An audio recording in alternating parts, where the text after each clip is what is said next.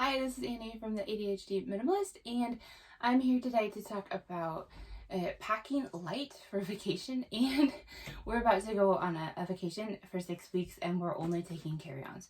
So we're just going to kind of share what we decided was most important for us when we're packing light, and also to how we managed to get so much stuff in these bags. This is my youngest daughter's bag. She is 7 years old, and I've heard a lot of people in Sweden say that the smallest children have the most stuff, and that is definitely true of this. I don't know, you've seen, I did a video about my bag and my oldest bag, and this definitely has more stuff than both of those other bags together, probably. You can go see those other videos if you want, but this is what her bag looks like. Again, she gets dirty a lot and changes clothes a lot, and so I've actually let her have more clothes than the rest of the family have. And I mean, her clothes are a little bit smaller too, so I can fit more of them in this bag. And she also has a little bit bigger carry-on than what I had. But I don't know, all important Hello Kitty coloring book. Besides this, she also will have an iPad and an iPad charger and some headphones that she'll have. But other than that, it's this stuff. It's funny, we still have a tag on one of this music. But I mean, she has, I don't know, we just have a bunch of, like, this is a hat that keeps, it's one of those sun hats that keeps you from getting sunburnt. You can wear it in the pool too. Like a lot of this sort of like sun swimming suits and sun protection things, because she's really blonde and has really light skin. She's different than my older two kids, who both have darker hair and a little bit darker skin, and then they don't get burnt as much. But my youngest, kind of interesting, it's like very obviously, like the older two kind of look like more like me and my family, and the youngest one looks more like my husband's family, and so she gets burnt a lot. So I have to kind of be careful that we put sunscreen on her, and then after a while that we cover up with one of these shirts if she doesn't come in. And then we even bought some really cool swimming suits, like this one. It has sleeves. I mean, it's super cool. It's just like a regular swimming suit, but then it has sleeves. And so where you get most sun, it's on the back of your neck, and like that's covered up here, and then on your arms. And so, I mean, sometimes maybe even just like, I mean, like having a suit one day where you get more sun, and the next day you pick a different suit. Because I mean, sun is good for you. Everybody needs vitamin D, and everybody needs to get out in the sun, but you can get too much sun, and that's not good for you. I mean, we have a lot of swimming suits in here, I will admit. This is one of her favorites, but like I said, she really wants to pack this, but she can't wear this every day because she'll just be turned into a red beet if that's the only suit she wears. And then like some things, like this is a suit that's really, really old. It's almost time to put it in the trash because it's sort of losing its form. But I just kind of figured we can just throw it in and use it one last time, and then if it has to go in the trash, it can go in the trash before we get home. But we did find some really fun suits too that have, here's another one. Oh, this one, by the way, the one that I showed with the sleeves, that's from Polar and Apira. It's a Swedish brand. I'm not sure if they've come out with stores in the States. In that case, they're probably in big cities like New York and Chicago, but they have some really fun stuff. This one is Saltebad. It's also a Swedish designer from Gothenburg. I don't know if you can get this in the States either, but they might have something similar.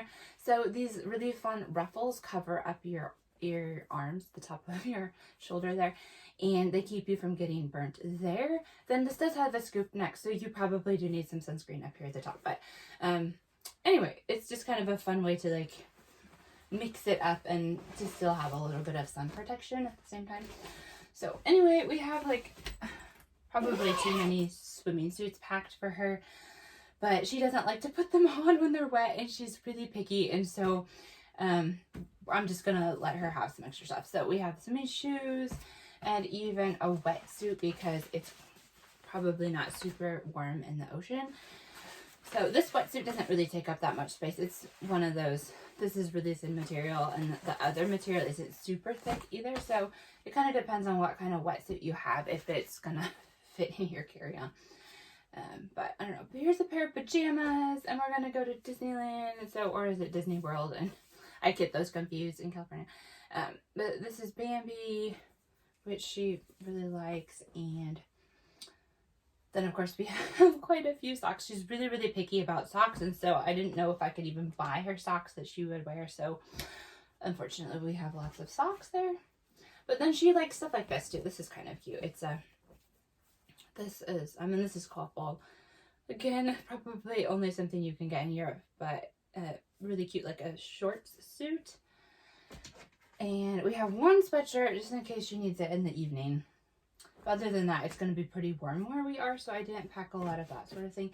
But we have, goodness, like this is a short suit here, and a dress that has long sleeves in case she gets burnt and needs to cover up. And then this is a dress with short sleeves, and then a couple of like dresses she can have over her bathing suit when we walk to the beach. And again, a couple more dresses. She's a little girl, and sometimes it's more convenient just to throw on a dress in the summer. This is a pair of shorts and a top and a more formal dress in case we wanted to get dressed up for something. And then these are 2, 3, 4 more dresses. I mean, seriously, we've probably packed too much stuff, but she can literally like get so dirty and put stuff in the dirty wash like every single day. It's like a couple pairs of things in the dirty wash every day. So this is sort of me being cautious and hoping that we're gonna make it without a washer for some days. This is again like a sort of like a swimsuit cover up, a towel dress, and this row is mainly just t-shirts and shorts. This is 1, 2, 3, 4, 5 tops, and 1, 2, 3, 4, 5, 6, 7, 8 shorts or pants or tights. And goodness, this is even more stuff. Pantsuit. That's a short suit, 2 short suits, and a dress. What's this? Oh, this is a tank top, I think. Tank top. Anyway, like honestly, like I think that there's probably too much stuff in here for her, but she doesn't need any clothes, so I would prefer to just take stuff along and let her pick stuff out that we have already than to have to go out and buy her stuff. And this is really cute too. It's also like a shorts thing. That was a big deal here last year, that everybody was having these like short suits.